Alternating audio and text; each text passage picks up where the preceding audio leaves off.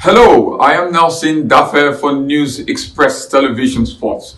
The Africa Cup of Nations is down to the final match. On Sunday at the Olembe Stadium in Yaoundé, Cameroon, it will be the Pharaohs of Egypt, the men from the land of the Great Pyramids, up against the Teranga Lions of Senegal. It promises to be an explosive final.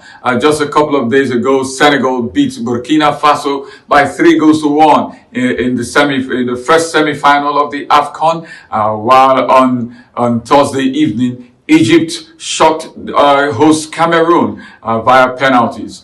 Prior to the Egypt-Cameroon match, the president of the Cameroon Football Federation, Samuel Eto'o, ill-advisedly spoke of that game as one that will be a war. It was a statement that only served to ramp up the pressure on his team and fire on the Egyptians, who rose to the occasion and put up a very brave display to take the match into penalties and held their nerves better to win against the Cameroonians. And so this is the final. And one of the major talking points of the final of this Nations Cup is that it's a final that pits two great players of Liverpool, Sadio Mane of Senegal and Moh Salah of Egypt, up against each other. It is a big, huge talking point of that final. There has been a not so subtle discussion about who is the better player, Sadio Mane or Moh Salah, who is the more effective player for Liverpool, who is the more influential player for Liverpool. And on Sunday, both of these two guys are going to be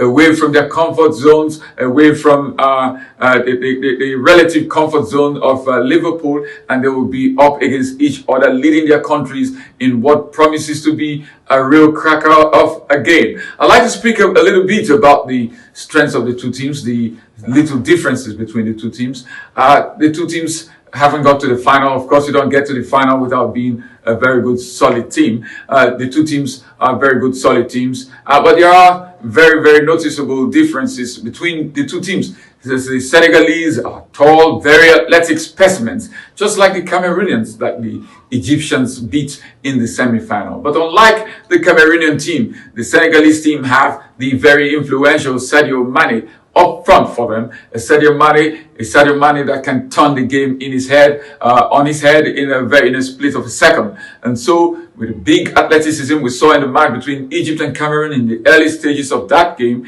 Egypt struggled to deal with the physicality of the Cameroonians, who missed some very good sitters that we have seen them take the lead in that game. And so, with Sadio Mane leading the line for Senegal, it will be interesting to see if Egypt will be that lucky as they were in the early stages of their cracker against Cameroon. The Egyptians are not as physically imposing as the Senegalese are, but they have very, very good technical players. Yes, of course, there is Moh Salah, the Liverpool man, who also can single-handedly win any football match. And so technical players are what the Egyptians are known for, and they also have a very organized setup, tactical setup, very organized at the back, very organized, compact when they want to defend, and they are very determined. Senegal have been in the final of the Nations Cup a couple of times in the past, but they have not been lucky to win it. Their coach, Aliou Cissé, have been heavily criticized back home in Senegal for not having won.